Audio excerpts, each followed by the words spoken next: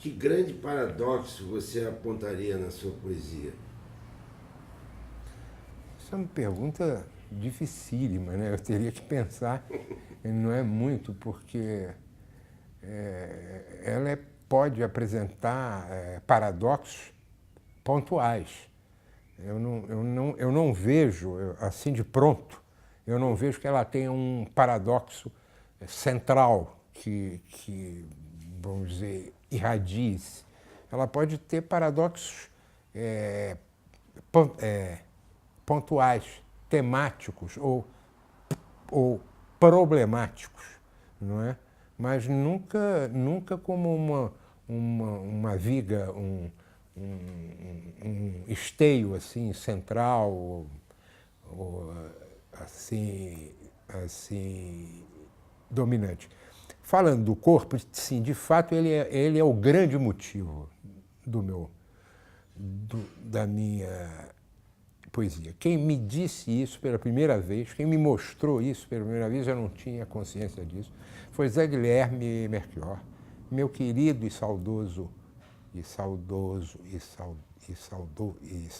amigo, morto tão precocemente, né?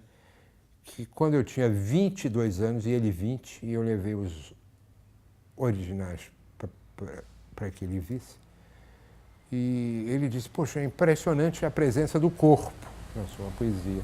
Você deve ver isso. E ele que me mostrou isso. Eu não tinha consciência. E ele que fez eu fazer o meu primeiro livro, o Zé Guilherme. Ele era mais moço que eu, mas eu era, naquela época, uma pessoa mais encrencada do que sou hoje. Eu era totalmente insulado, fechado e tal. E o Zé, ao contrário, era uma pessoa Solar, né? não é furão. Não, vamos arranjar o papel para o livro agora. Eu vou ligar para o Fernando Sabino. Eu sei que ele tem uma sobra de papel lá na gráfica dele, não sei o quê. Eu vou te dar, ele vai te dar esse papel. Eu jamais pensaria nisso, eu jamais pensaria em pedir papel para. Porque naquele tempo havia toda uma dificuldade, né? Não é como hoje, né? Que se pode fazer em casa um livro. Era tudo difícil. Era tudo difícil, não, é diferente, né?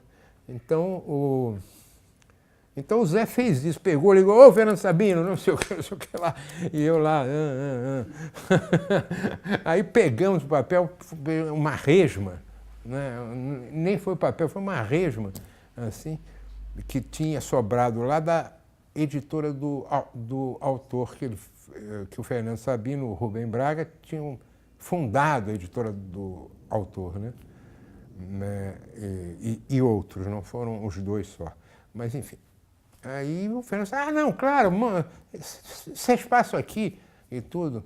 Aí passamos lá, pegamos uma resma de papel e o livro saiu baratinho, né? Porque o papel era caro e tudo, era um papel ótimo e tudo, que a gente fez o livro. Quer dizer, eu mandei fazer o livro numa gráfica Borsoi, em Ramos.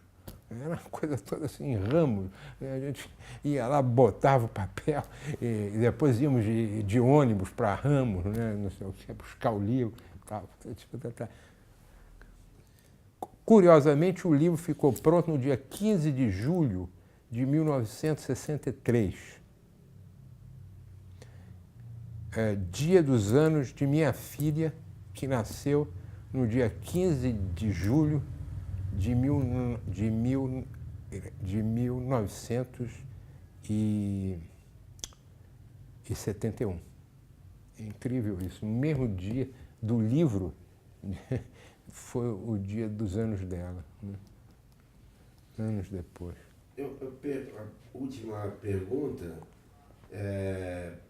traria você para o cinema, uma convergência aqui da fala com o cinema, para pedir para você falar, porque você tem um poema no Lar, eu comecei com o Lar, termino com o Lar, um poema chamado Riviera, e como é que é uma vivência que você tem com Godard, o primeiro Godard, que me espanta, porque é tão difícil aquele filme para mim, Mas para você não é. Não, e você Godard... reescreve o Godard nesse poema Riviera. Godard é uma descoberta incrível que eu fiz sozinho, que norteou muito a minha vida e norteia até hoje. Eu leio muito sobre ele, eu vi todos os filmes dele que eu pude ver, e foram quase todos, não é? E a grande descoberta é que eu era um apaixonado de Antonioni e Bergman, como sou até hoje, não é? E aí um dia eu entrei no cinema Riviera, que ficava onde hoje é uma boate gay chamada Le Boy, que fica no posto 6, ali embaixo, assim, era o cinema Riviera. E aí entrei lá e comecei a ver um filme que se chamava Abu de Soufre, o Acossado em português. Eu não sabia quem era nem nada. Aí comecei a ver aquele filme e disse, bom, a máquina do filme está com defeito, porque me parecia, era tão picotada a montagem, compreende? Era tão assim, o jump cut, né? Era tão assim que eu dizia, ou eu estou passando mal e tô vendo assim. E aí olhava para trás para ver se a câmera falhava, compreende? Ou se eu estava passando.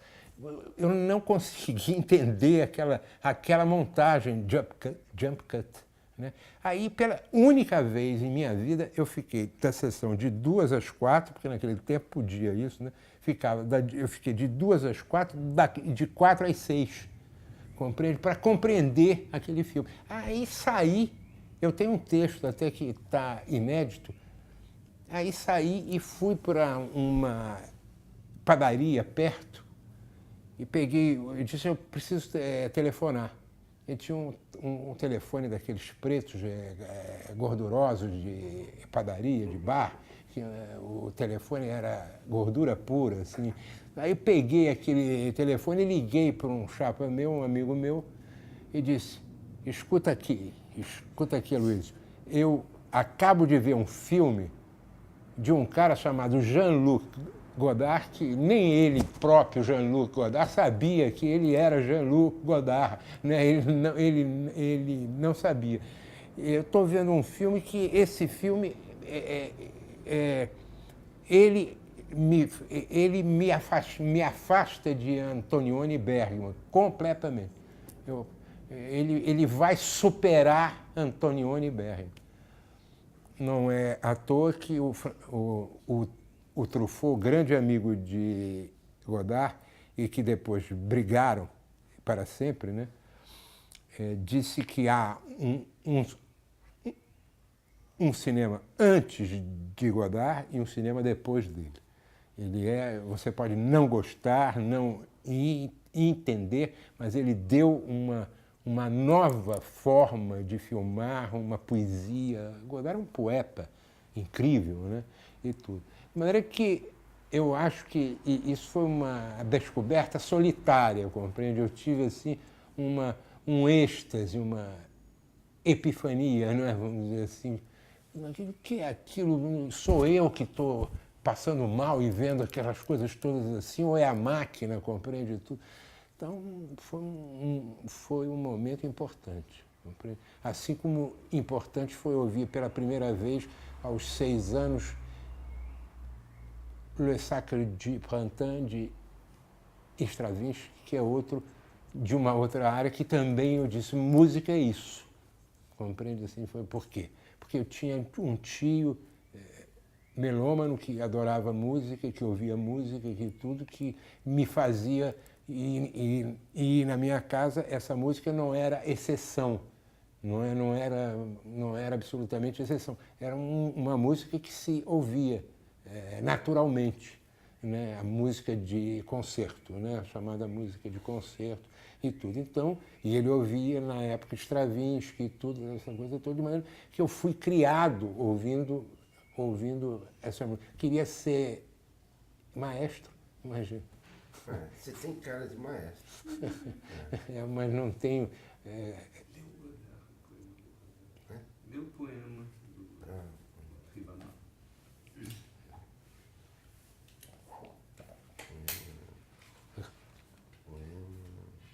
Deu? Vai dar? Vai dar, só vou trocar a bateria aqui para esse último poema aqui. Isso.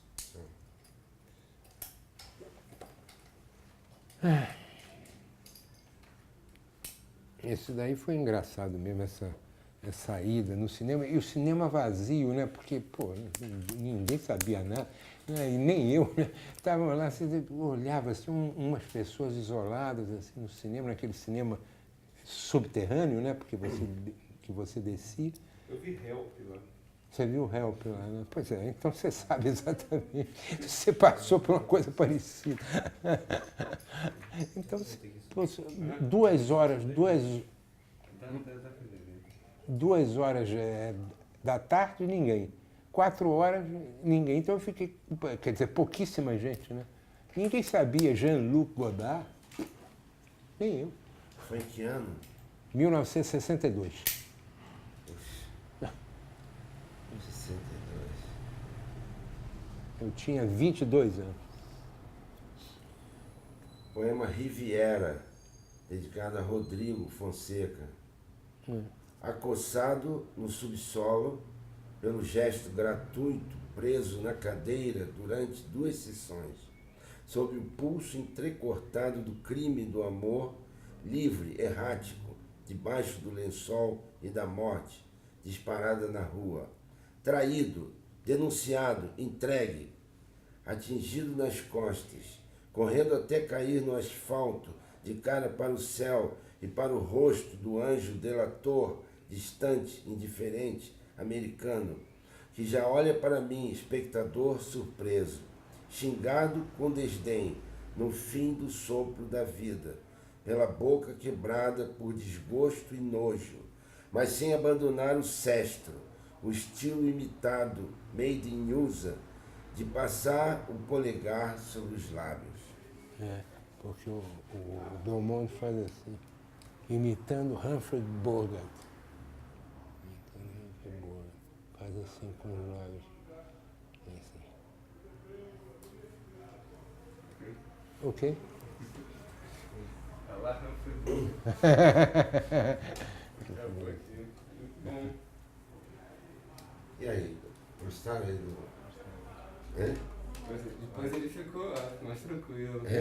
Achou o encosto. Depois de Godard, depois dele falar de Godard, puxa, Stravinsky, eu cantei essa peça no Teatro Municipal, com a maior coro aqui do Rio, a Associação de Canto Coral da Cleuf, especialista em barroco. Cleuf de Matos.